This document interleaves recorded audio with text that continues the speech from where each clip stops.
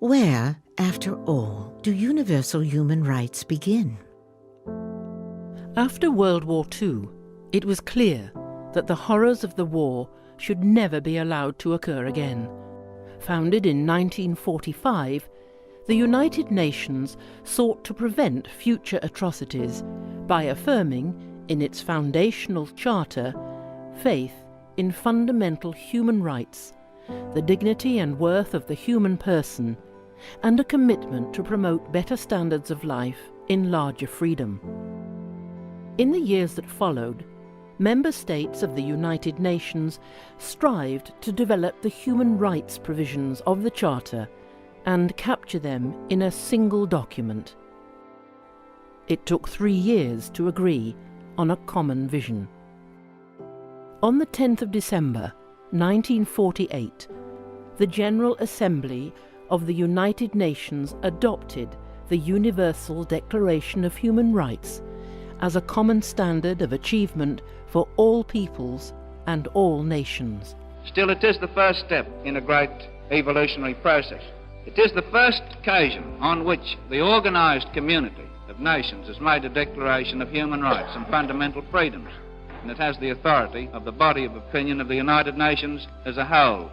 And millions of people, men and women and children all over the world, will turn for hope and guidance and inspiration to this document.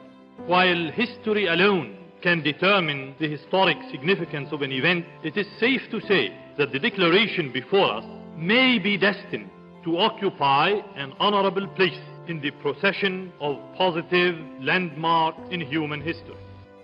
The Declaration consists of a preamble and 30 articles, with Article 1 powerfully proclaiming that all human beings are born free and equal in dignity and rights.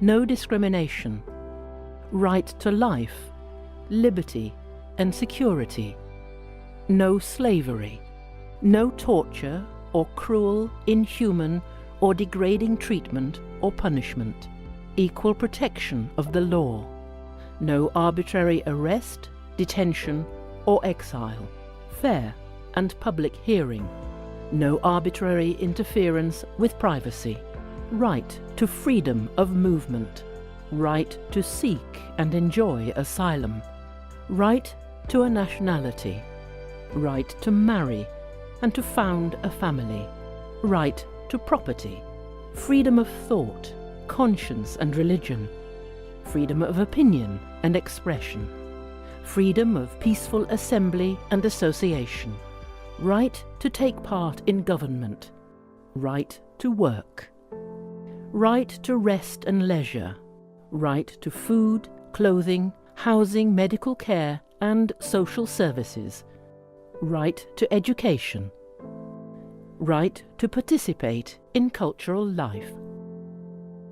These human rights are not country-specific.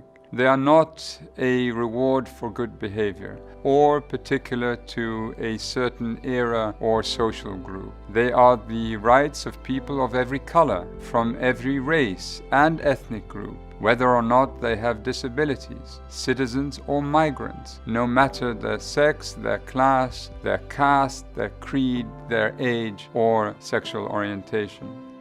The Declaration has generated action for human rights protection in many ways. It has inspired hundreds of human rights instruments that together constitute international human rights law and a number of international bodies and mechanisms for human rights protection. The principles of the Declaration have supported the decolonization struggle and have been enshrined in the constitutions of the newly established countries which have joined the United Nations. The Declaration has inspired national and regional human rights protection systems, including legislation and institutions. And it continues to guide the work of human rights defenders and advocates worldwide. Today, the Declaration is available in more than 500 languages and dialects, and it has obtained the Guinness World Record for the most translated document in the world.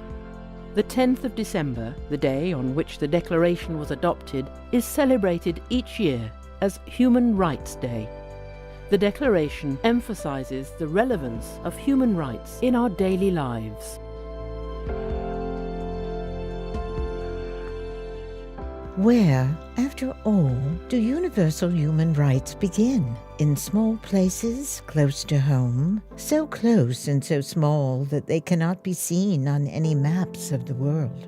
Yet they are the world of the individual person, the neighborhood he lives in, the school or college he attends, the factory, farm, or office where he works. Such are the places where every man, woman, and child seeks equal justice, equal opportunity, equal dignity without discrimination. Unless these rights have meaning there, they have little meaning anywhere. Without concerted citizen action to uphold them close to home, we shall look in vain for progress in the larger world.